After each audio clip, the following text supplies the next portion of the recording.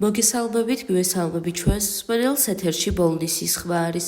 შეგახსენებთ, რომ ბოლნისის ხმა პროექტების იხვის ფარგლებში ხორციელდება, რომლის მხარდამჭერია გერმანიის საგარეო საქმეთა სამინისტრო და DVV International. დღევანდელ გადაცემაში ვისაუბრებთ ნაადრევი ქორწინების პრობლემის შესახებ საქართველოში.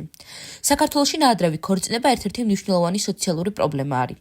განსაკუთრებით მომწიფების ასაკში მყოფი ბავშვებისა და მოზარდებისა და მათი მშობლების მხრიდან ასეთი ქორწინებები ხშირად ეკონომიკური, კულტურული თუ სოციალური ფაქტორებითაა გამოწვეული. უნდა აღინიშნოს ის ფაქტიც, რომ დღემდე ნაადრევი ქორწინება საქართველოში ეთნიკურად აზერბაიჯანულ და სომეხ ერში ყველაზე მეტად არის გავრცელებული. პრობლემები და შედეგები, რაც ნაადრევ ქორწინებას მოყვება. განათლების შეჩერება. ნაადრევი ქორწინების შემთხვევაში ახალგაზრდებს ხშირად ვერ უვითარდება სრულყოფილად პროფესიული და პირადი კვალიფიკაცია. ჯანმრთელობის რისკები. ახალგაზრდა გოგონებსა და ქალებს მეტად ემუქრებათ სხვადასხვა ჯანმრთელობის პრობლემები, განსაკუთრებით ორსულობისა და მშობიარობის დროს. ფიზიკური და ფსიქოლოგიური ზეწოლა. ნაადრევი ქორწინება ხშირად იწვევს ფსიქოლოგიურ პრობლემებს, მათ შორის ძალადობისა და კონტროლირების ფორმილებას. ეკონომიკური დამოკიდებულება. ნაადრევი ქორწინება შეიძლება გახდეს მიზეზი იმისა, რომ ახალგაზრდა მამაკაცები და ქალები ვერ ახერხებენ საკუთარი კარიერების და ფინანსური დამოუკიდებლობის განვითარებას. ბოლო წლებში საქართველოში გაიზარდა ნაადრევი ქორწინების წინააღმდეგ მებრძოლ ორგანიზაციებისა და აქტივისტების მუშაობა, რასაც თან სდევს სახელმწიფოს მხრიდან კანონმდებლობის გამამკაცრებელი პოლიტიკა. განსაკუთრებული ყურადღება ეთმობა განათლების სისტემის გაუმჯობესებას და იმ ახალგაზრდებისთვის მხარდაჭერის მიწოდებას, რომელთა ოჯახებით იჩენს ასეთი ქორწინების მხარდაჭერას. ქორწინების ასაკი და ახალგაზრდების უფლებები აქტუალურ პრობლემებს შორის რჩება, თუმცა გადადგმული ნაბიჯები, როგორიცაა სიღრმისეული განათლება და საზოგადოების ცნობიერების ამაღლება, საბოლოო ჯამში ხელს უწყობს ნაადრევი ქორწინების რაოდენობის შემცირებას. ძალიან დიდი მადლობა იმისთვის, რომ იყავით ჩემი დღევანდელი გადაცემის მსმენელი. მე დღეისთვის გემშვიდობებით, ხოლო გიტოვებთ ჩვენს მეგობრებს თეთრი კარვიდან, მოусვიდეთ, იხალისეთ და ბედნიერ კვირას გისურვებთ.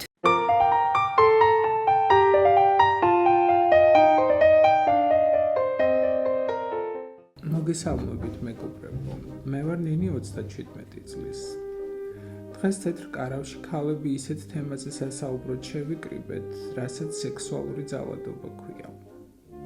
არ დაგიმალავთ და არც თუ ისე დიდი ხნის წინ პირადად მე სექსუალურ ძალადობაზე სულ სხვა წარმოდგენა მქონდა.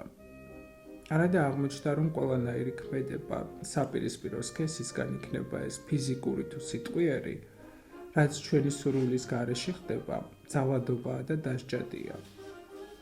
თითქმის ყველა ქალს ერთხელ მაინც განუცდია ეს შეურაცხყოფელი გრძნობა, მაგრამ ამაზე ყოველთვის გრცხვენოდა და გვერიდებოდა საუბარი.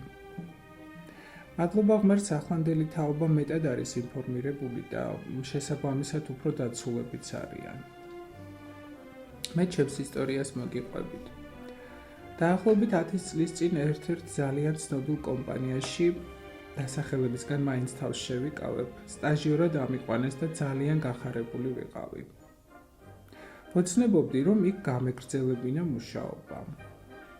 ჩემი უფროსი ახალგაზრდა სიმპათიური მამაკაცი გახდა და განსაკუთრებულ ყურადღებას იჩენდა ჩემს მიმართ. ცოლიანი იყო და მისი მეუღლეც ჩვენთან მუშაობდა. ოღონდ სხვა განყოფილებაში. ერთი წლის შეუღლებულები იყვნენ და ვფიქრობდი, რა კარგი წყვილია მეთქი. ერთხელაც მათ ყოფილ თანამშრომელს დედა გარდაეცვალა და ყველანი პანაშვიდზე წავიდნენ, მათ შორის ჩემი უფროსის ცოლიც. პირველად აღმოჩნდით ოთახში მარტო მე და ჩემი უფროსი, მაშინვე რაღაც უსიამოვნო წინათ გრძნობა დამეუფლა. უხერხულად ვიგრძენი თავი და მეც წასასვლელად მოვემზადე. უკვე გავდიოდი ოთახიდან, რომ მომაძახა. დამელო და მეც მოვდივარო. ლიფტში რომ შევიდეთ, უფრო დავიძაბე. უცებ ხელები მომხვია და ბღლაძუნი დამიწყო.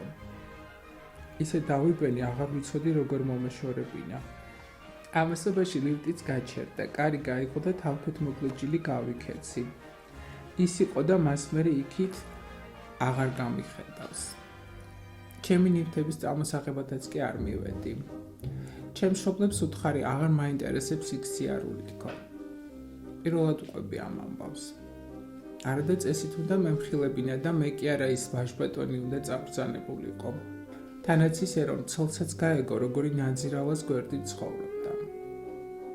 ეს ხომ ჩვეულებრივი უსამართლობაა, რომელიც დამცირებულს და დათრგუნულს გტოვებს და მთელი ცხოვრება შეიძლება რომ დაუცველობის კომპლექსი ჩამოგიყალიბდეს. მოგესალმებით.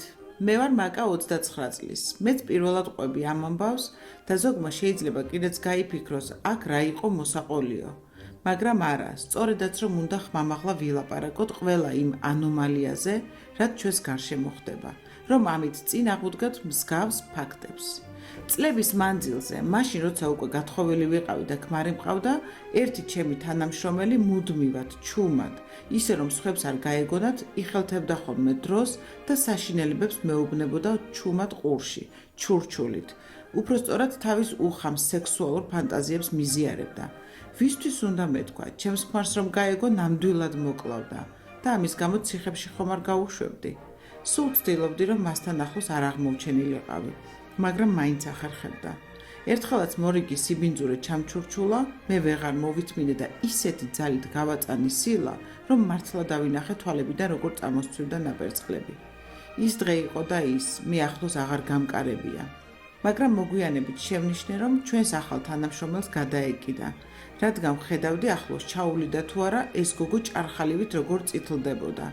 არ ვიცი ასეთ მანიაკებს როგორ უნდა მოვექცეთ, მაგრამ ფაქტია, როცა ეცოდინებათ, რომ შეიძლება დაისაჯონ, ფრთხილად იქნებიან.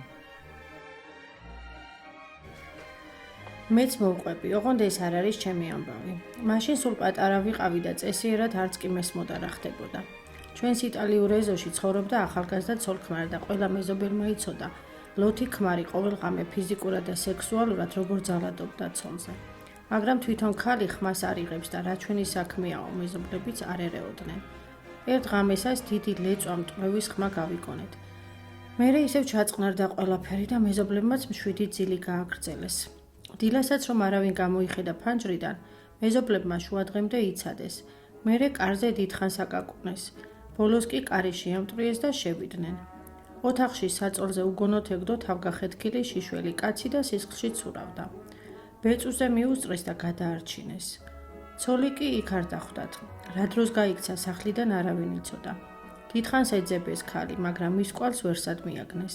როცა მისი მშობლებიც მოვიდნენ, აღმოჩნდა რომ არაფერი იცოდნენ იმ ძალადობაზე, რასაც მათი ქალიშვილი 2 წელი უძლებდა.